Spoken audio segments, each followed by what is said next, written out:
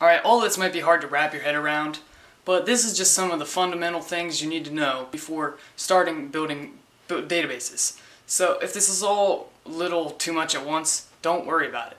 You will understand it. What I'm going over now is called relations. There are 3 types. I'll write them down. One-to-one, one-to-many, and many-to-many.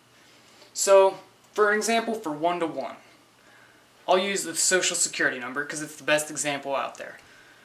I can have one social security number, and my social security number can have one person, me, unless there's a duplicate, which don't even get into that.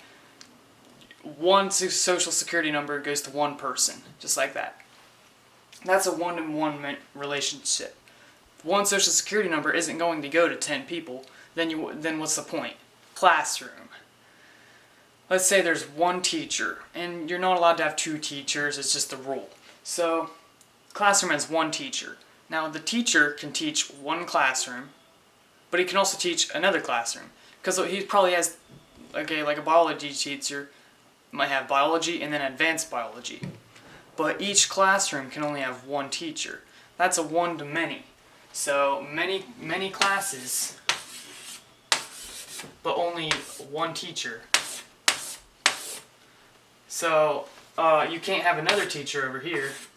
Oh, I think I'll teach this class. Because that's a violation. Because then it's not a one-to-one, or one-to-many. Then it becomes a many-to-many, which is what we'll be going over next. Many-to-many is pretty simple. Basically, many-to-many. So, I can have one favorite book, and that book can be favorited by a lot of people.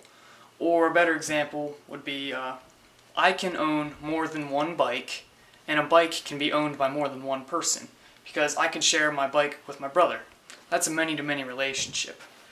Now with databases, you want to avoid these.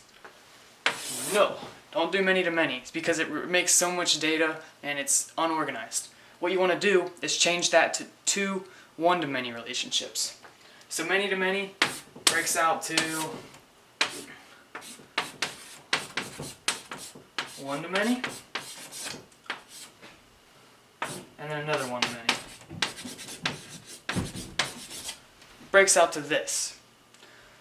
And how this works, it'd be like this. Over here we have the people, and over here we have the bikes.